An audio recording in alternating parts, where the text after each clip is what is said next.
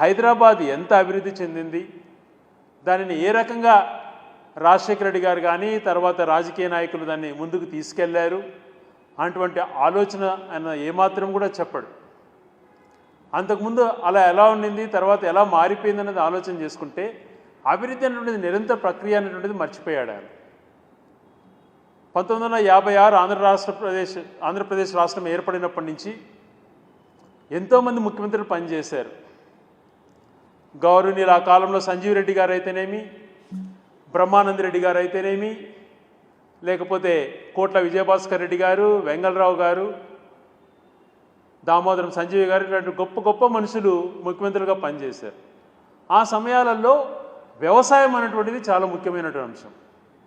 ఈరోజు నాగార్జున సాగర్ ద్వారా కొన్ని లక్షల ఎకరాలు బీడు ప్రాంతాలుగా మారిపోకుండా సస్యశ్యామలమైనాయంటే వాళ్ళు కారకులు. శ్రీశైలం ప్రాజెక్టు వల్ల ఎలాంటి మంచి పురోగతి జరిగింది అన్నటువంటిది వాళ్ళ హయాంలో జరిగినటువంటివి. వాళ్ళు ఎప్పుడు కూడా ముఖ్యమంత్రిగా ఉన్నప్పుడు కానీ దిగిపోయినాక కానీ తర్వాత మేమే చేసాం మా వల్లే అయింది అన్నటువంటి మాటలు ఎక్కడ మనకు వినపల్ల. ఆ సమయంలో వ్యవసాయం అనేది లేకపోతే ఆకలి చావులు ఉండేటువంటివి. 6-7 జిల్లాల గ్రోత్ రేట్ జీడిపి కూడా పెరిగినటువంటి పరిస్థితి మనం చూసాం.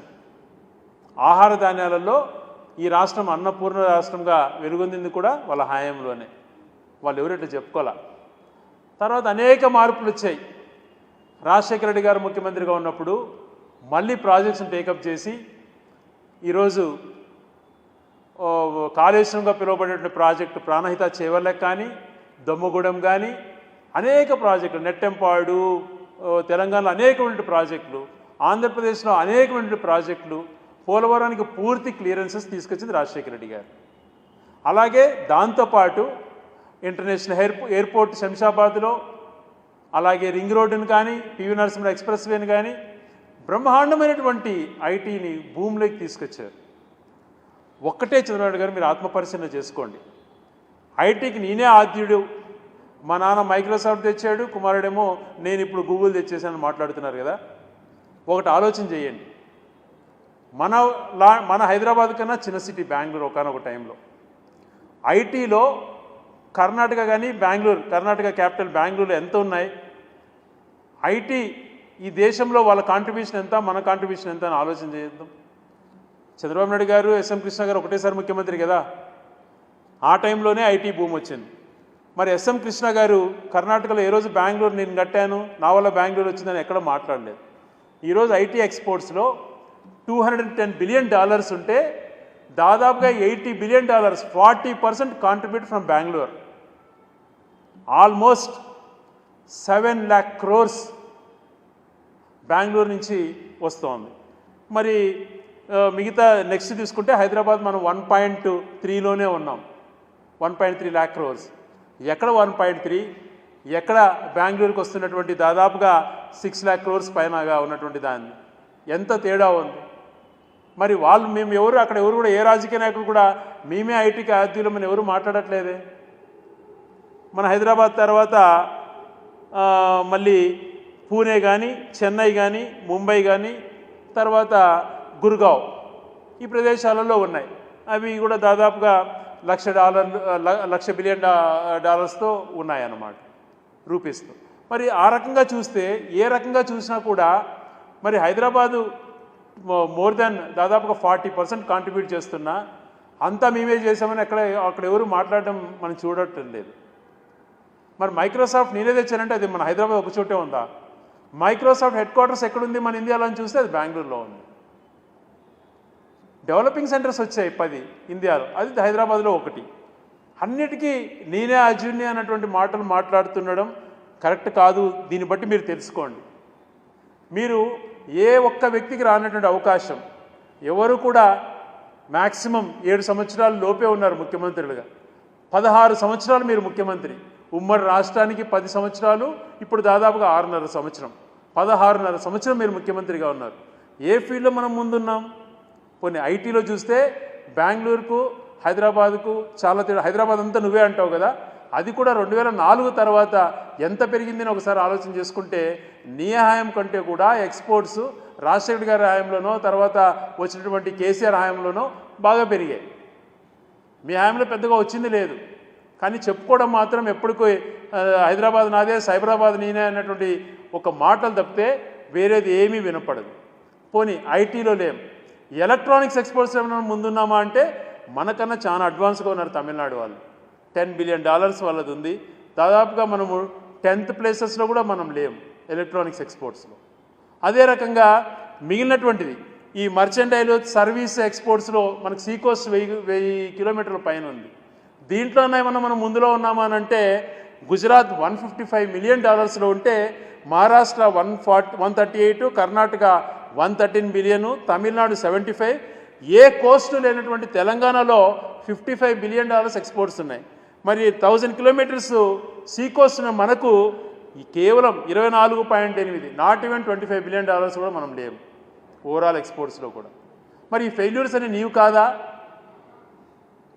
రాష్ట్రానికి విడిపోవడానికి కారకులైనటువంటి మీరు రాష్ట్రం విడిపోయిన తర్వాత ఉమ్మడి రాష్ట్రానికి మొట్టమొదటిగా 5 సంవత్సరాలు మళ్ళీ ముఖ్యమంత్రిగా చేసి అప్పుడు ఏది తీసుకురాలేక కాలం వృధా చేశారు.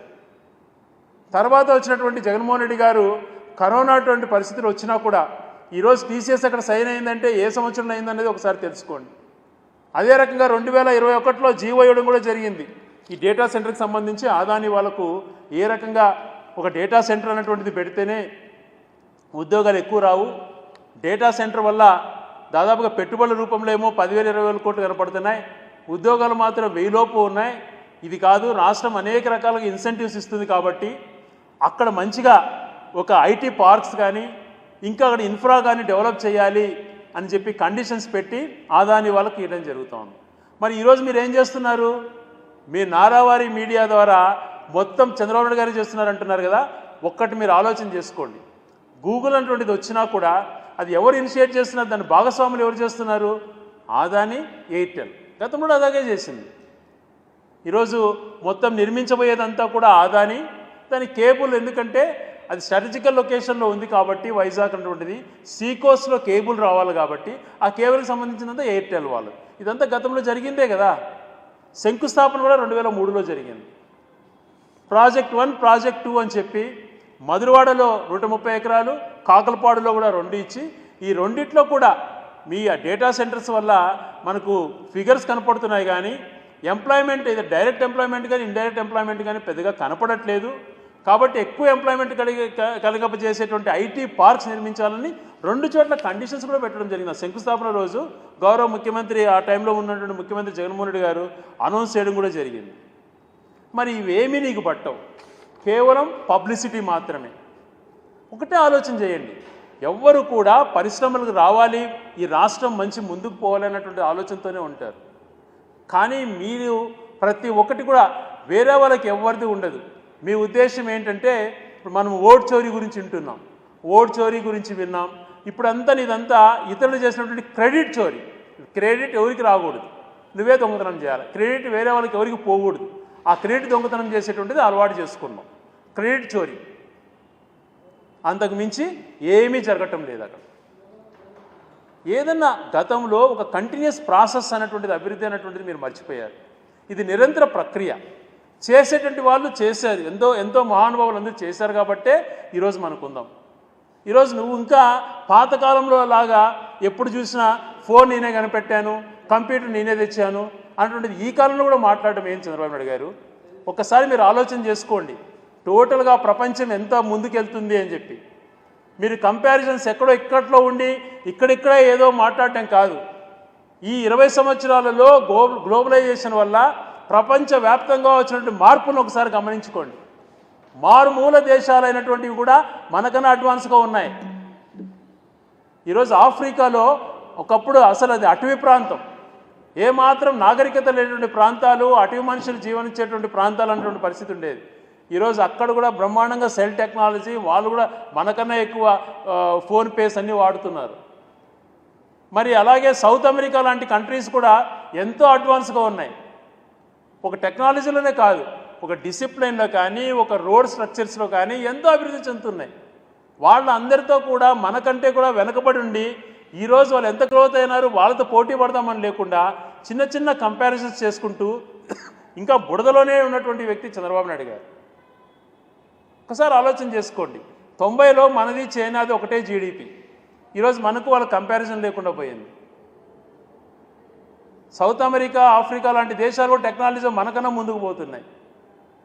ఇక్కడ అభివృద్ధి చెందిన దేశాలలో డిసిప్లిన్ ఎలా ఉంది, అక్కడ ప్రజలు ఎలా కమిట్మెంట్తో ఉంటారు, ఒక మాట మాట్లాడు ఎంత పద్ధతిగా ఉంటారని దాన్ని నేర్చుకోండి, దాన్ని అలవరుచుకోండి.